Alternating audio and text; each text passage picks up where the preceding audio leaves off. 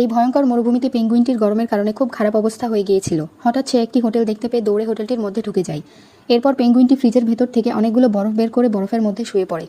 এই হোটেলের ম্যানেজার ছিল এই কুকুরটি। তখন ম্যানেজার তাকে হোটেল থেকে বের করে দেয়। ঠিক তখনই এই বৃদ্ধ লোকটি তাকে কল দিয়ে বলে, আমার মালামালগুলো ওপরে নিয়ে আসো। তখন কুকুরটি দৌড়ে তার মালামালগুলো তার কাছে নিয়ে যেতে শুরু করে, কিন্তু চালাক পেঙ্গুইনটি বাক্সের মধ্যে লুকিয়ে সে বৃদ্ধ লোকের রুমে চলে যায়।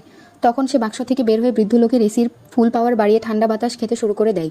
ঠিক তখনই বৃদ্ধ লোকটি ম্যানেজারকে কল দিয়ে বলে, আমি ঠান্ডার কারণে পুরোই বরফে জমে গেছি। তখন ম্যানেজার কুকুরটি সেখানে গিয়ে বরফ গলিয়ে বৃদ্ধ লোকটিকে সেখান থেকে বের করে। এরপর বৃদ্ধ লোকটির খাওয়া দাওয়ার সময় হয়ে গেলে কুকুরটি জলদি করে তার জন্য খাবার রেডি করে নিয়ে যায়। কিন্তু কুকুরটি খাবারের ঢাকনা ওঠানোর পর দেখতে পায় পেঙ্গুইনটি ভিতরে বসে সবগুলো খাবার খেয়ে ফেলেছে।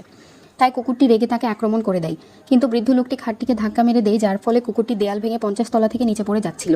ঠিক তখনই পেঙ্গুইনটি তাকে ক্যাচ ধরে ফেলার কারণে কুকুরটির জীবন বেঁচে যায়। তাই তাদের দুজনের মধ্যে অনেক ভালো বন্ধুত্ব হয়ে যায়। আপনি কোন প্রাণী বেশি পছন্দ করেন তা কমেন্ট করতে ভুলে যাবেন না।